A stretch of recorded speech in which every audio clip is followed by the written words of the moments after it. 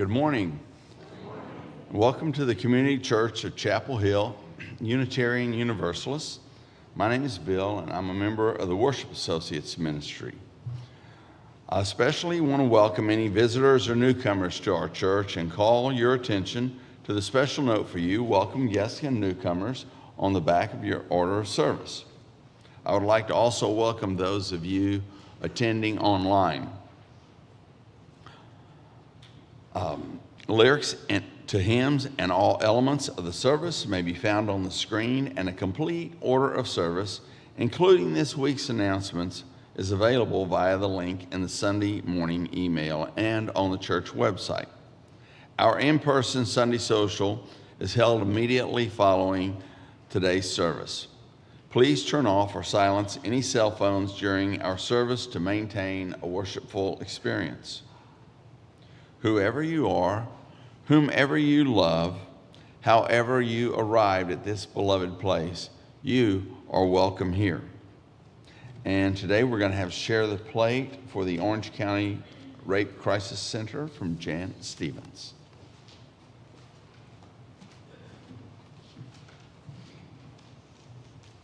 Good morning. The Orange County Rape Crisis Center supports survivors of all types of sexual violence such as rape, assault, harassment, sex trafficking, incest, and child sexual abuse. In addition to a 24-hour phone, text, or online chat helpline, they provide the following in English or Spanish: support groups, therapy, accompaniment to legal, medical, and law enforcement appointments. The Crisis Center also provides community education, including classes for pre-K to 5th grade on safe touch, classes for teens about consent and healthy relationships, training for professionals, families, and community groups. They have also been taking projects for the past several years to better serve transgender people, particularly those who are people of color. Transgender people experience one of the highest risk factors of any group for sexual violence victimization. 56% of their budget is from federal and state grants. Under the new administration, it is expected that their need for donations will, of course, significantly increase. Please give generously to this important support group. You can put money in the plate, or you can use the QR code on the back of the order of service. Thank you.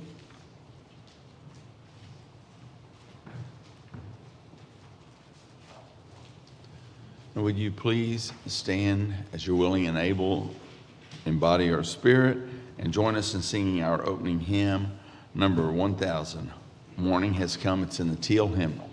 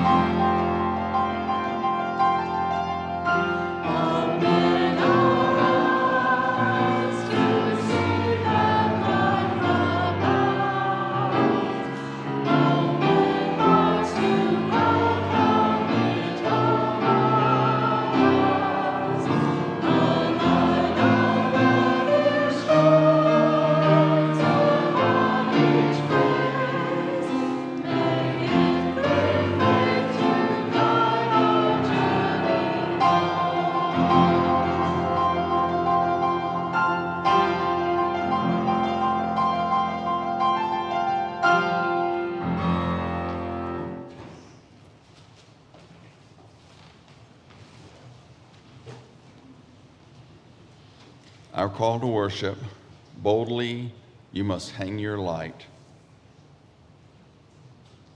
If I sent you a text, it would simply say, "I have good news."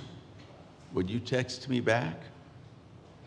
If I sent you a note on my very best note card with a sticker and a postage stamp that said, "You are not going to believe this," in a way meant to allow you to suspend some disbelief, not to tease you for being skeptical, would you read the inside? You are used to casual mentions of the place where you belong: faith, ethics, love in action. But what if more were possible? What if you had a sign, garish, neon, bringing with enthusiasm the occasional blink and the ongoing bug zapper buzz? You are an oasis. You are the hospital for broken hearts.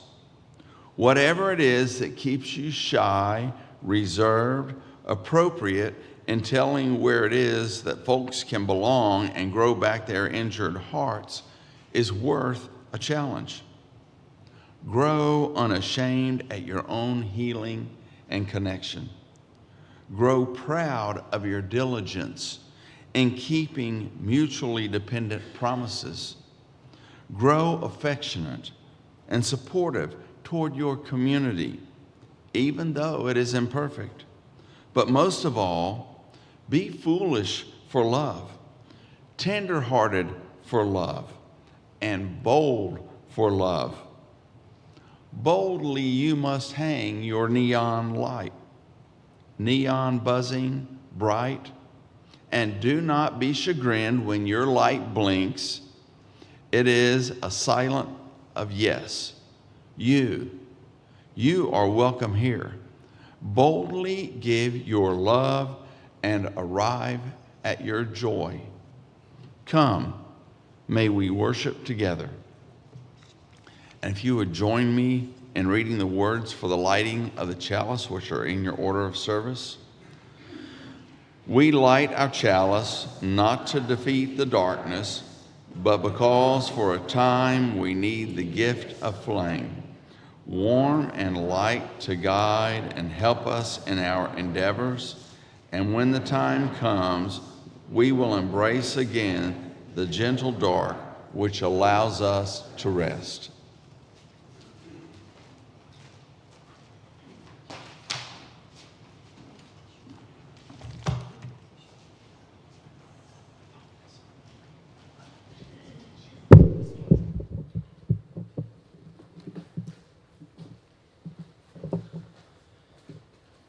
In nature, a flock will attack any bird that is more colorful than the others because being different is seen as a threat.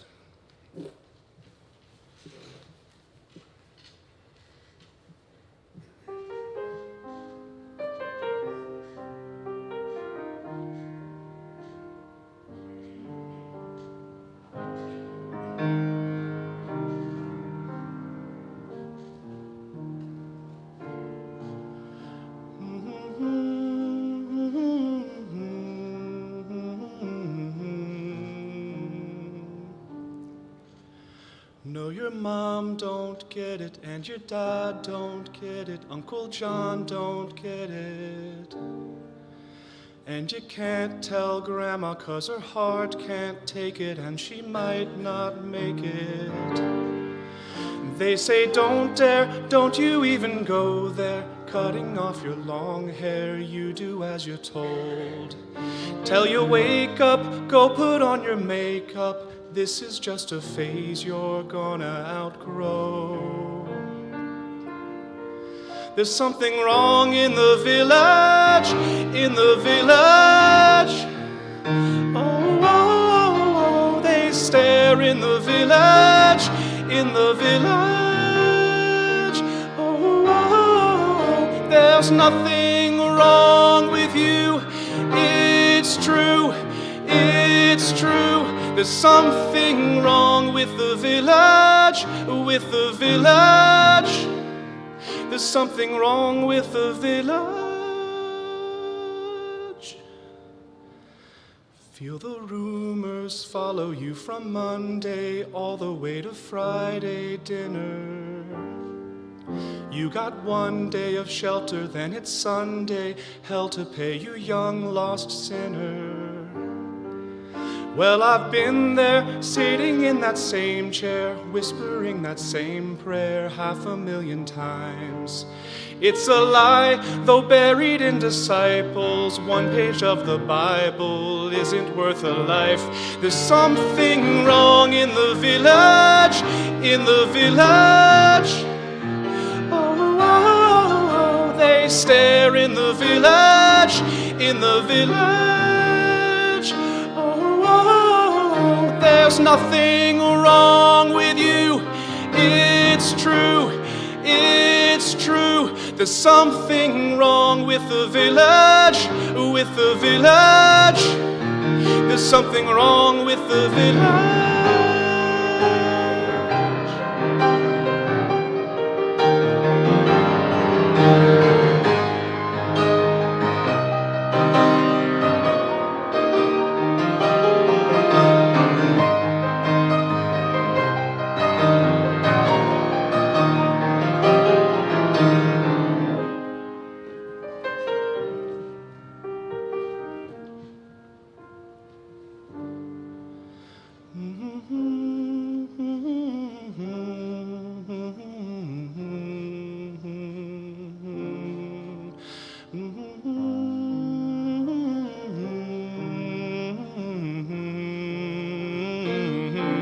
There's something wrong in the village, in the village. Oh, oh, oh, they stare in the village, in the village. Oh, oh, oh, there's nothing wrong with you. It's true, it's true. There's something wrong with the village, with the village. There's something wrong with the village.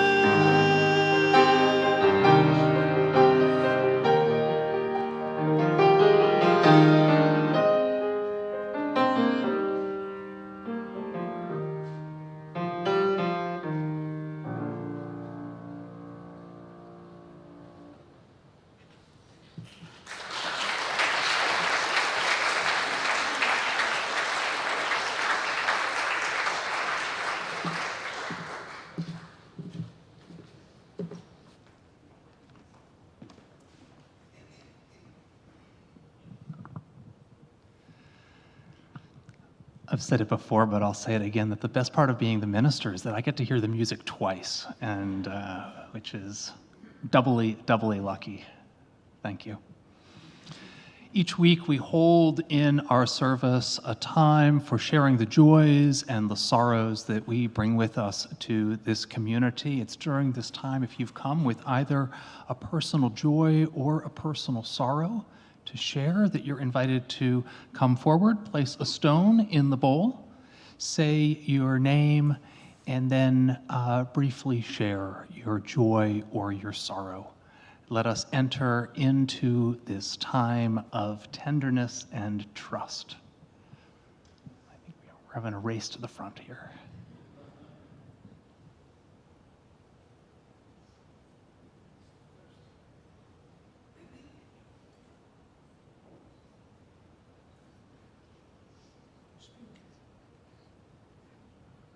We are Norbert and Judy Lechner, and we are happy to say that we're going to have our 58th anniversary tomorrow.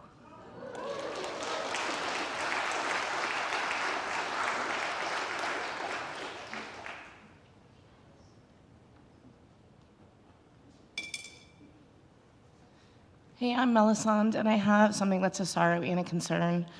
I have a close family friend who is in hospice and is nearing the end of her life. And due to the fact that she has a very complicated relationship with her family, I will be becoming the guardian for her son. And aside from the sadness and emotions accompanying her death, there's also a massive amount of legal and logistical paperwork. And if you guys could just send good thoughts for us all getting through it. Thank you.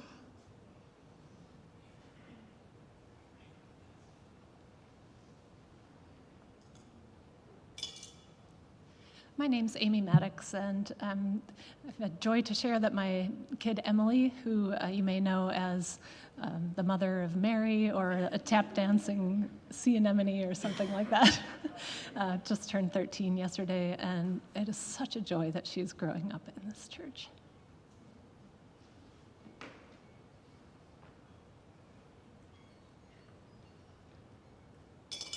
Good morning, I'm Jenny Mornash. I spent the 9:30 service at the Raleigh Fellowship. They had their campus ministry, and my daughter spoke there, and she did an amazing job. That's my great joy, really amazing talk. I'm also concerned about her. She's having some mental health issues, and she started a pretty heavy-handed drug, and I'm hopeful and a little worried.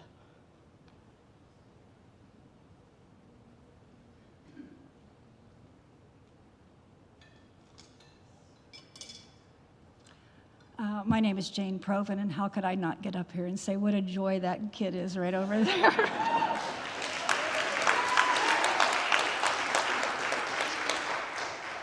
And we're so grateful after he asked to borrow our car while we were out of town last weekend and then got rear-ended and totaled the car that he's okay.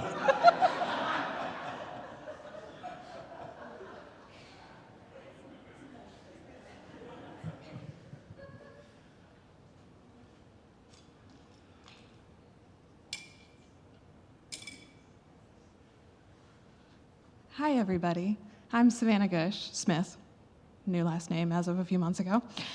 My first joy is for Rachel Rose, who has thought of me through every step of creating new life, and supporting me and my husband and my mom. She checked on us when we weren't here for a few weeks to make sure we were okay. So Rachel, I hope you're listening to me. Thank you. I love you. My second joy is also kind of a sorrow. My father died in January, which has been a strange transition.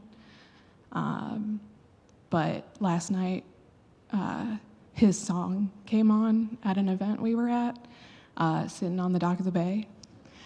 It makes me cry every single time, but I'm so glad to still feel his presence among my life. So.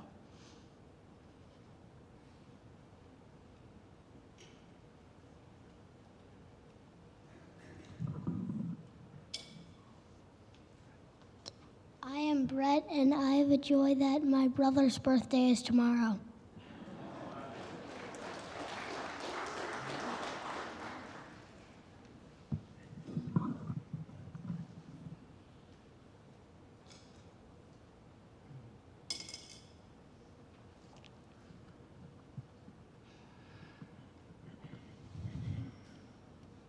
A final stone is placed for all of those joys and sorrows that we hold in our hearts that were not spoken.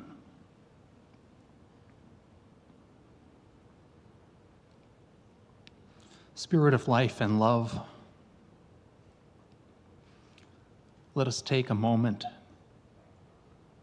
to acknowledge the joys and the sorrows of this community, to connect those to the joys and the sorrows of our own hearts that live privately within, and to connect even further to the joys and the sorrows,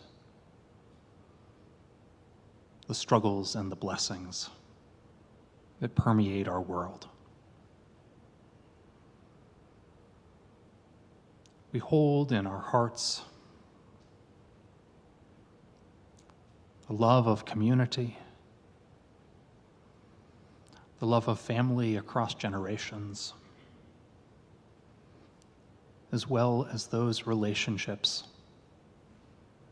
those family systems that are strained and difficult. We celebrate anniversaries and milestones, and we hold one another, our loved ones, with concern.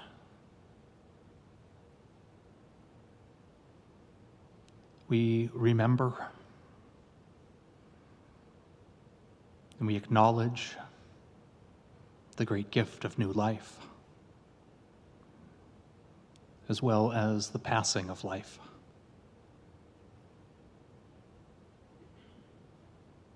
Our prayer this morning in this community is that we each can be and become our truest selves.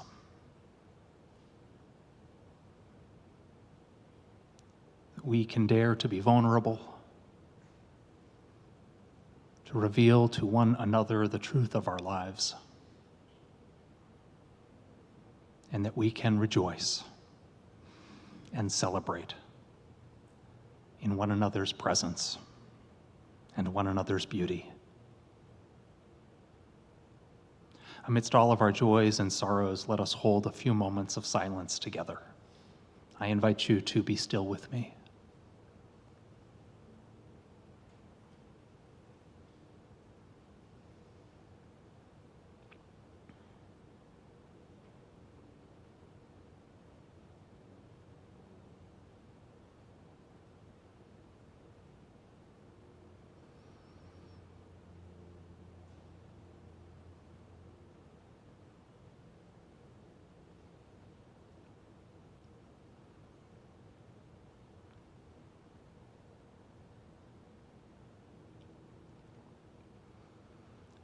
Amen. Our next hymn is one that I particularly love to sing. It's a hymn that I learned as a teenager at Unitarian Universalist youth conferences, which I experienced as a place of radical and tremendous welcome. And so we're going to sing that song about welcome, acceptance, and embrace, number 1053 in the Teal hymnal, How Could Anyone? We're going to remain seated while we sing, and we're going to sing it through twice. So please join in song.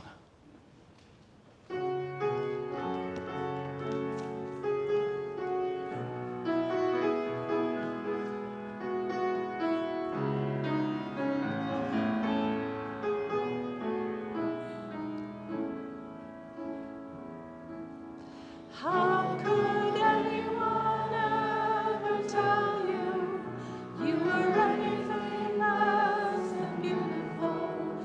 How could anyone ever tell you you were less than all? How could anyone fail to notice that your loving is a miracle? How deeply you're connected to my soul. How could anyone ever tell you you were anything less than beautiful? How could anyone ever tell you you were less than all? How could anyone fail to notice that your loving is a miracle? How deeply you're connected to my soul.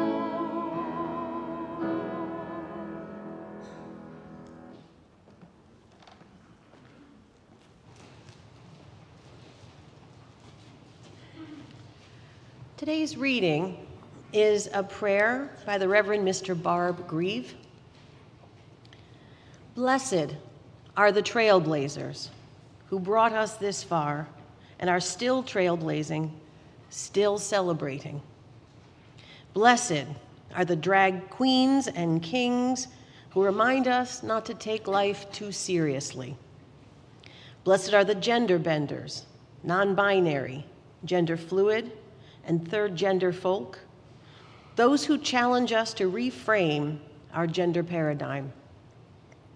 Blessed are the young ones who present fearlessly from the start. Blessed are their parents who make space for freedom and love their children fiercely. Blessed are the siblings and relatives who educate, support, and love all as they are. Blessed are the genderqueer youth who are struggling and persist. Blessed are the 90-year-olds just coming out, and those who have been out for decades. Blessed are those whose lives were cut too short. May their stories live on through us. Blessed are the survivors. May they keep on living. Blessed are the allies, learning to be accomplices.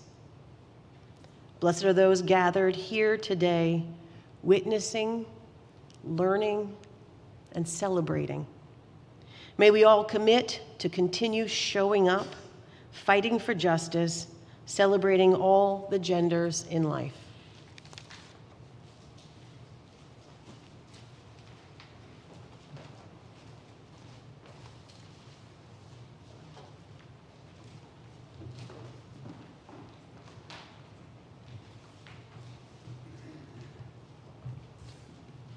Freely have we received gifts that minister to our needs of body and spirit. Gladly we bring to our church and its wide concerns a portion of this bounty. If you wish to donate online, there's a QR code on the back of the order of service, and there's information on the church's website. Today, our generosity extends beyond our walls as we give to today's Share the Plate. Remember that you can donate online, or if you're writing a check for the Orange County Rape Crisis Center, please write STP in the memo line.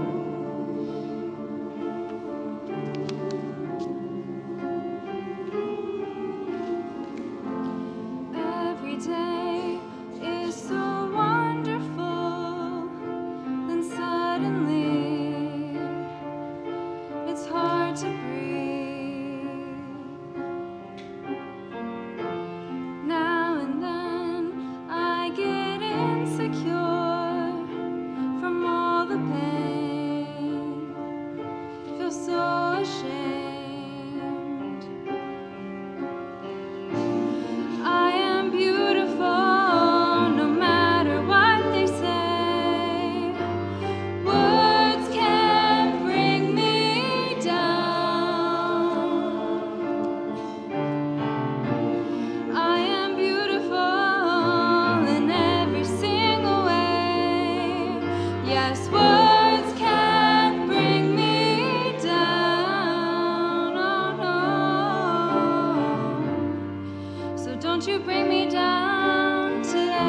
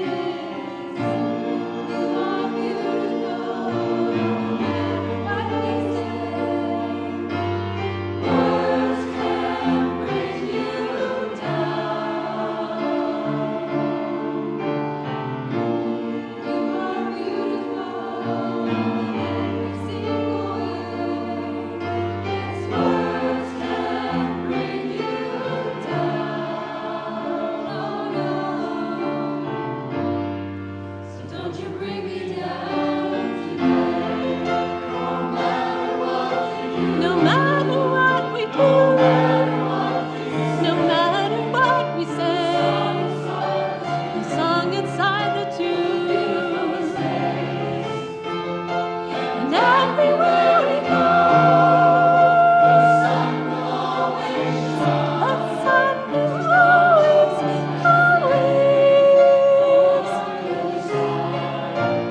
we are beautiful, no matter what they say.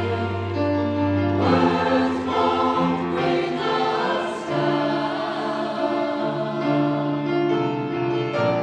We are beautiful in every single way. Words won't bring us down. Oh no. So don't you bring me down today.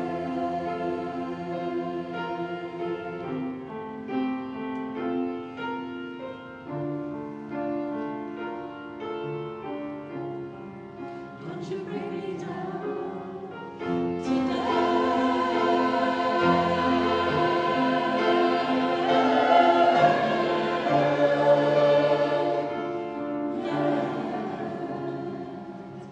Don't you bring me down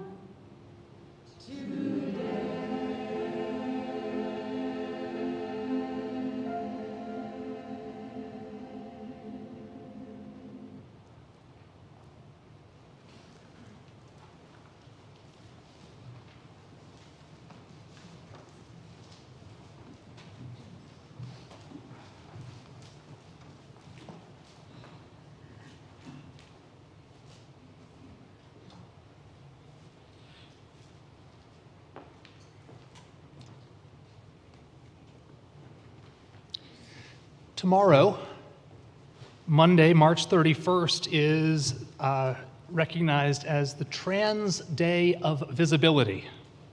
It's a day recognized each year on the last day of March for celebrating transgender people and their contributions to society, as well as raising awareness about the discrimination and oppression that transgender people face in our society. This morning, I want to do several things. First, I want to talk about the importance of acknowledging a Trans Day of Visibility this year, especially since we have entered into a time of trans erasure in our society. Second, I want to talk about, and indeed brag about, our Unitarian Universalist tradition and some of the ways that we've affirmed trans rights and included and celebrated transgender people as a fundamental expression of our faith. Third, I want to talk about how a more expansive and less restrictive understanding of gender may be a key to our own liberation. And finally, I want to talk a little bit about what it means to be an ally, to be an accomplice, both within our congregation and in the wider world. But before I go any further, I just want to acknowledge that I speak this morning as a cisgender individual. Cisgender, that means that the gender I was assigned at birth, the gender which I was raised as and have been socialized as, is mostly consistent with the gender identity I hold. And transgender is really an umbrella term that may refer to anyone for whom the gender they were assigned at birth, the gender which they were raised as and socialized as, is inconsistent with the gender identity they hold for themselves. This includes, this great big umbrella includes people who identify as transgender, genderqueer, gender fluid, non-binary, two-spirit, intersex, agender, bigender, third gender, noutoire, or are otherwise marginalized in terms of their gender identity. And if you're not familiar with that whole list of identities that I have just rattled off, that's totally cool. To be honest, I'm not familiar with all those identities either. And I see that as a wonderful thing. There's still more to learn. What a great opportunity. In advance of this morning's service, I consulted with Marion and Kat, with Rachel and with Jen, and we together wrestled with this question of representation. We kind of decided all together that most of the people in our congregation who identify beyond the gender binary are youth and young adults, and we didn't want to put pressure on anyone to be public or vulnerable in a way they might not be entirely comfortable with. Even so, we've chosen to include many voices in this morning's service. The call to worship by Reverend Julian Jamaica Soto, the chalice lighting by Sean Parker Dennison, the reading by Barb Grieve, all come from Unitarian Universalist trans religious professionals. In addition, if you showed up here a little bit before the service, and it's good to show up a little bit before the service, not only because of parking, but for the fantastic music. As our gathering music this morning, Glenn played for us music from a trans composer, Angela Morley. And we are glad for their voices and their music adding to this worship service and to our faith. Trans Day of Visibility is so important during this time when we are witness to the erasure of transgender people within the United States. Due to executive orders at the national level and legislation at the state level, transgender people are being increasingly discriminated against, and the very existence of transgender people is being denied. Pronouns are banned on government email addresses. Transgender history is being erased, going even so far as to remove any reference to transgender people from the Stonewall National Monument.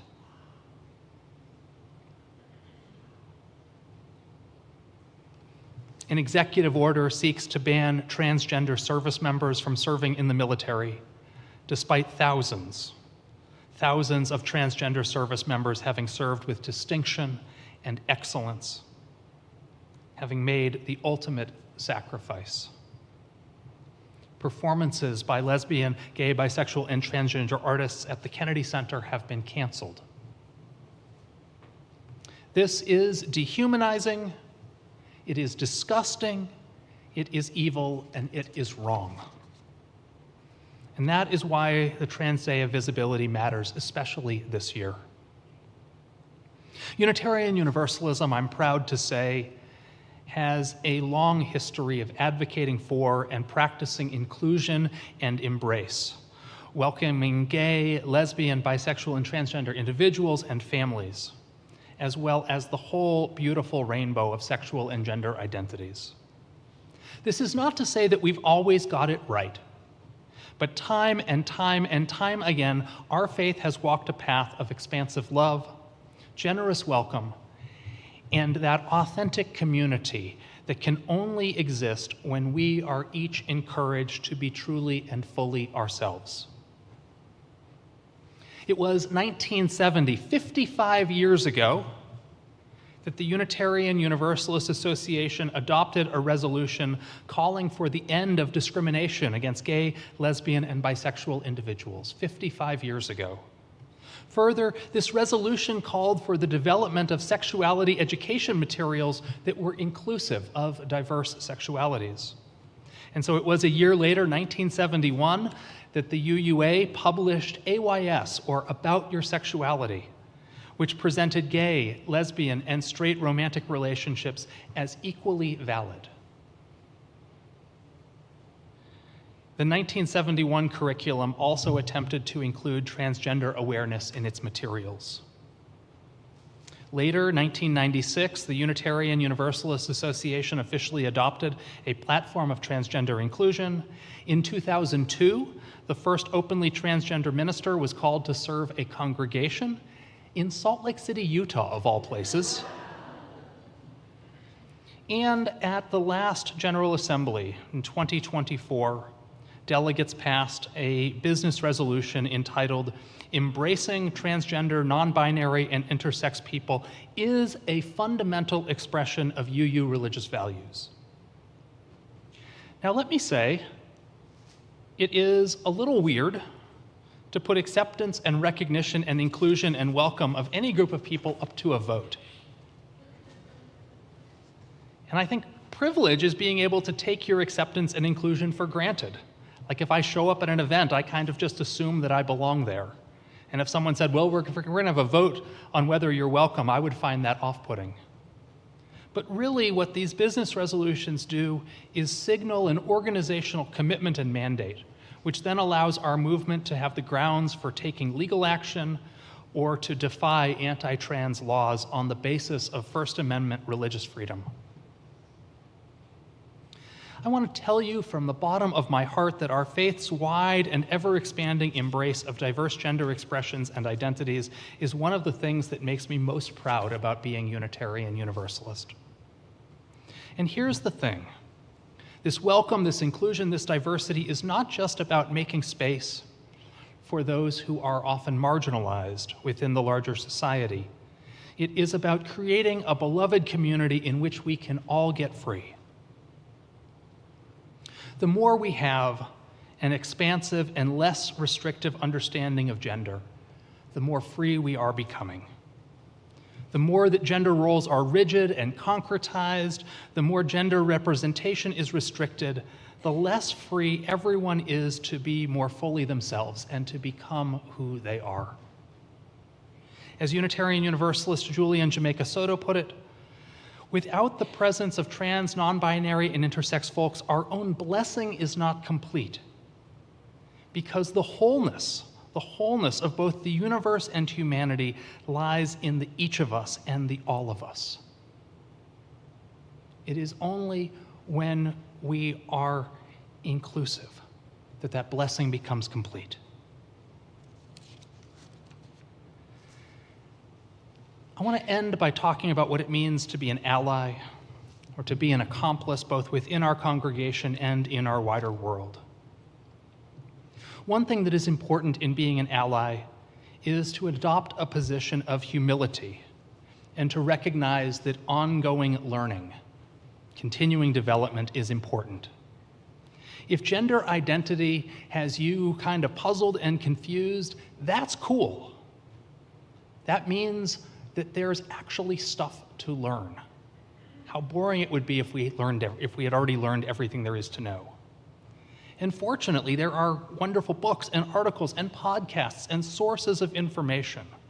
We are all learners. Growing up as a Unitarian Universalist, I took that precursor to Our Whole Lives, the AYS curriculum, the one published in 1971, which was already dated when I learned it and some years later. How bad was it to say, well, I took that in 8th grade, so now I know everything, right? right? We continue to learn, and we need to take responsibility for our own learning and development. Another way that we can be an ally is to practice a warm welcome, but not an aggressive welcome. That phrase got a lot of people's interest at the first service. A warm welcome lets people share what they want to share, but does not intrude. Allows people to keep private what they want to keep private. A warm welcome doesn't make assumptions and just allows everyone to be who they are, fully who they are. Beyond our congregation, we can be an ally or an accomplice by supporting organizations that are supporting trans liberation and the entire LGBTQ community. And we can also be outspoken about those attempts to erase, to oppress, and to marginalize. As we go forward, may we know that boldly we must hang our light, neon buzzing and bright. Do not be chagrined when our light blinks. It's a silence of yes, you are welcome here. Boldly give your love and arrive at your joy. And speak out. Our closing hymn this morning is one that we've never sung before in church, which is a shame because it's actually a really, really great one and a really, really fun one. We've never sung it because it is in the section of the hymnal of songs about evening, and we never gather in the evening. But it is about that in between. It is about that day becoming night, that twilight, term for it that someone shared with me, that gloaming, what a wonderful word that is in that moment. And it lifts up the tremendous power and beauty and wonderfulness of all that is in between.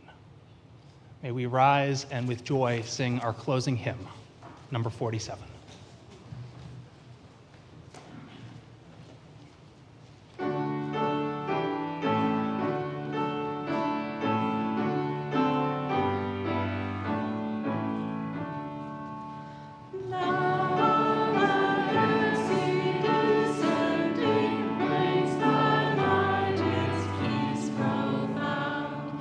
Let our eyes turn and be blending with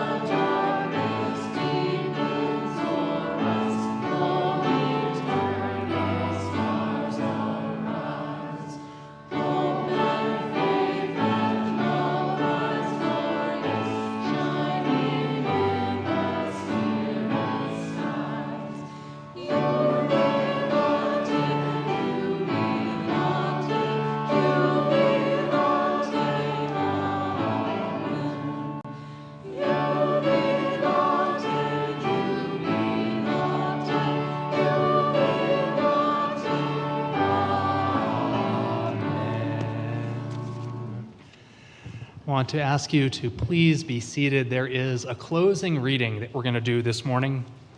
This closing reading comes from Sean Neil Barron, who is one of the ministers at the Foothills UU Church in Fort Collins, Colorado, one of our really wonderful congregations. It is a church with a really bold social witness, especially to the LGBT community. And among the things that they did were the last couple of years, long sold out, they did drag nativity for the wider community. I want to take a trip out there next year and go. Of course, when you are bold in your social witness, you sometimes get blowback and pushback. In fact, the blowback and the pushback is a sign that you're doing things right. And so nobody was surprised when they got one of those cowardly anonymous pieces of hate mail from somebody who says that what they're practicing is not good and not Christian. One of the ministers of that church, Sean Neil Barron, decided to pen a public response to a piece of hate mail. It goes like this. Dear letter writer, you didn't leave a return address, but if you did, this is what I would say. There is a love wider than fear, deeper than control, and queerer than we were ever taught to expect. A love that delights in people becoming more themselves, not less. A love that whispers to every trans and non-binary child, you are real, you are holy, you are enough. And while many UUs aren't Christian, I can still answer the question you pose: what kind of Christian love affirms trans kids? The kind that actually listens to Jesus. The kind that knows fear isn't faith. The kind that understands love was never meant to be a cage. Love was meant to set us free. And here's the truth: a child discovering who they are is not a tragedy. A child being safe enough to tell the truth is not a threat. A child being met with love instead of shame is not abuse. But denying them that love, that's a tragedy. That is a threat to their dignity. That is abuse. So here's my street corner megaphone sermon. Life is vast, love is vaster, and if your faith has to erase someone to feel safe, it's not faith, it's fear. But good news, my dear letter-writing friend, there's a better way. It's big and bright and free. And whether you believe it or not, you are already held in that love. May you know it someday. May you let it in. May you freaking sparkle. I invite us to rise again as Bill leads us in the close of our service. Will you please join me in reading the words for extinguishing our chalice? We extinguish this flame, but not the light of truth, the warmth of community, or the fire of commitment. These we carry in our hearts until we are together again. And can we acknowledge all the musicians, people that made this service special?